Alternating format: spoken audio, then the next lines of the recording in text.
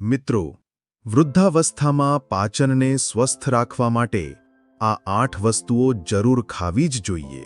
નમસ્કાર મિત્રો, રાધે રાધે, જય શ્રી કૃષ્ણ, હર હર મહાદેવ.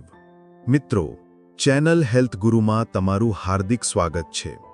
મિત્રો, વૃદ્ધાવસ્થા એક એવી અવસ્થા છે જેમાં શરીરની તમામ પ્રણાલીઓ ધીમી પડવા લાગે છે. હાડકાં નબળા પડે છે, સ્નાયુઓ ઢીલા થાય છે અને સૌથી મહત્વનું, પાચન શક્તિ નબળી પડી જાય છે. જે વસ્તુઓ પહેલાં સરળતાથી પચી જતી હતી તે હવે ભારે લાગવા લાગે છે. એસિડિટી, ગેસ, અપચો, કબજિયાત, ભૂખ ન લાગવી જેવી સમસ્યાઓ સામાન્ય બની જાય છે. આવા સમયે યોગ્ય ખોરાક અપનાવવો અત્યંત જરૂરી બની જાય છે. આજના આ વિડીયોમાં અમે તમને જણાવીશું કે વૃદ્ધાવસ્થામાં પાચનતંત્રને મજબૂત રાખવા માટે કઈ 8 વસ્તુઓ જરૂરી છે જેને રોજના ભોજનમાં સામેલ કરવી જોઈએ. તો મિત્રો, વિડીયોમાં આગળ વધતા પહેલા તમને એક નાની વિનંતી છે કે જો તમને આ વિડીયો ગમે તો આ વિડીયોને લાઇક કરો, શેર કરો અને કોમેન્ટ બોક્સમાં સાચી શ્રદ્ધાથી જય માં લક્ષ્મી જરૂર લખી દેજો, જેથી માતા લક્ષ્મીની કૃપાથી તમારું સ્વાસ્થ્ય હંમેશા સારું રહે. મિત્રો, આ વિડીયો ખૂબ જ મહત્વનો છે, તેથી આ વિડીયોને સ્કીપ કર્યા વિના અંત સુધી જરૂર જુઓ. નંબર 1.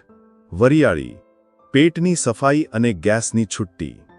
મિત્રો, વરિયાળીને આયુર્વેદમાં અગ્નિદીપક માનવામાં આવે છે, એટલે કે તે પાચન અગ્નિને વધારવામાં મદદ કરે છે.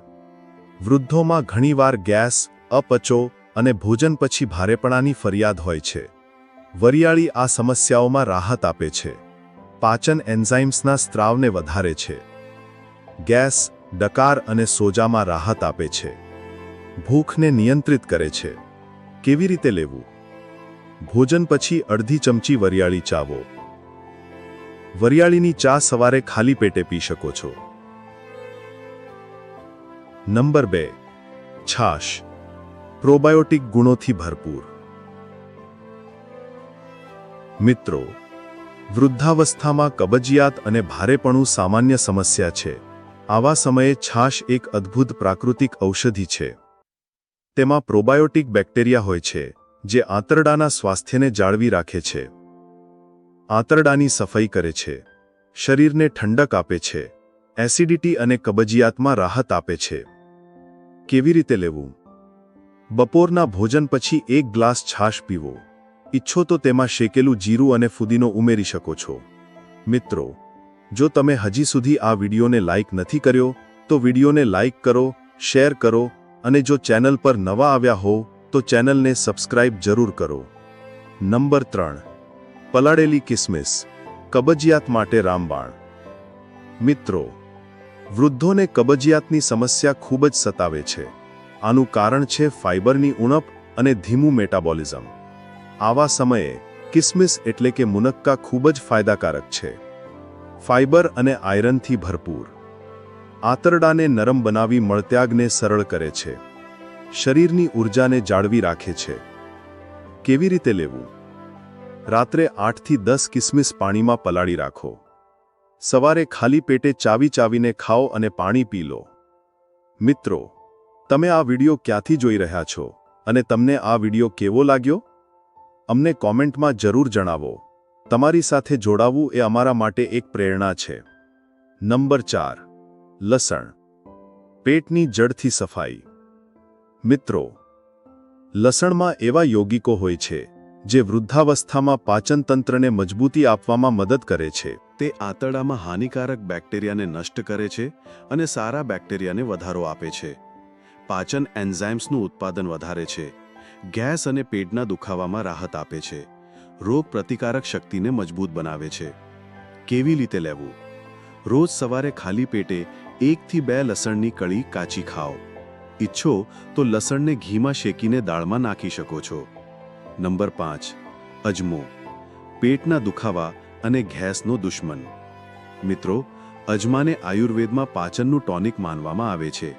તે વૃદ્ધાવસ્થામાં વારંવાર થતા પેટના દુખાવા, ગેસ અને ભૂખ ન લાગવાની સમસ્યાઓથી છુટકારો અપાવે છે. એન્ટી એસિડિક અને એન્ટીબેક્ટેરિયલ. કબજિયાત અને ગેસને નિયંત્રિત કરે છે. પાચન અગ્નિને તેજ કરે છે. કેવી રીતે લેવું? અડધી ચમચી અજમાને હળવો શેકીને ગરમ પાણી સાથે ખાઓ. અજમાની ચા બનાવીને પણ પી શકો છો. મિત્રો, આ વિડિયો વિશે તમારો શું અભિપ્રાય છે? અમને કમેન્ટમાં જરૂર જણાવો. સાથે તમે આગલો વિડિયો કયા વિષય પર જોવા માંગો છો તે પણ લખો. નંબર 6. કેળું. પચવામાં સરળ, પોષક તત્વોથી ભરપૂર.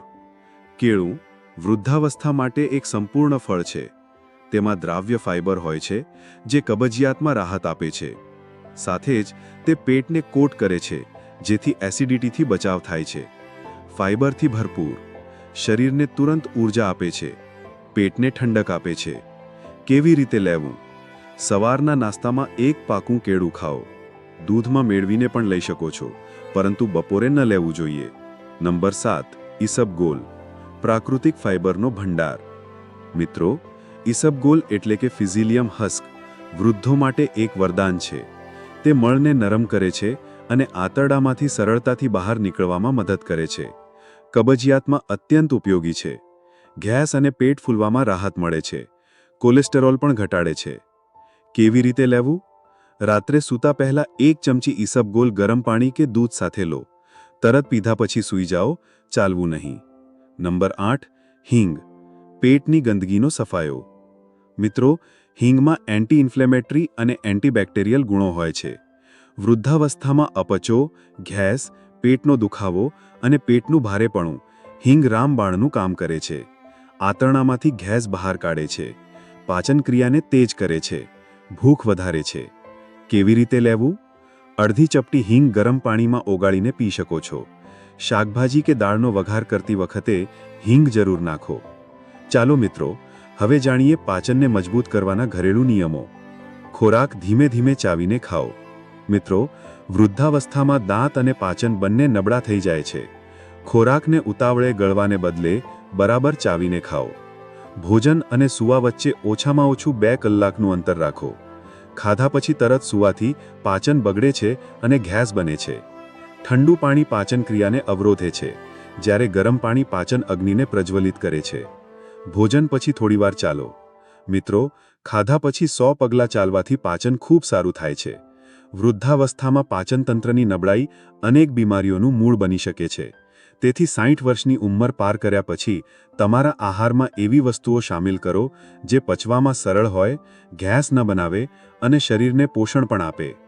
ઉપર જણાવેલી આ 8 વસ્તુઓ વરિયાળી, છાશ, કિસમિસ, લસણ, અજમો, કેળું, ઈસબગોલ અને હિંગ ન માત્ર તમારી પાચન શક્તિને સ્વસ્થ રાખશે, પરંતુ શરીરને અંદરથી તંદુરસ્ત, હલકું અને ઉર્જાવાન પણ બનાવશે.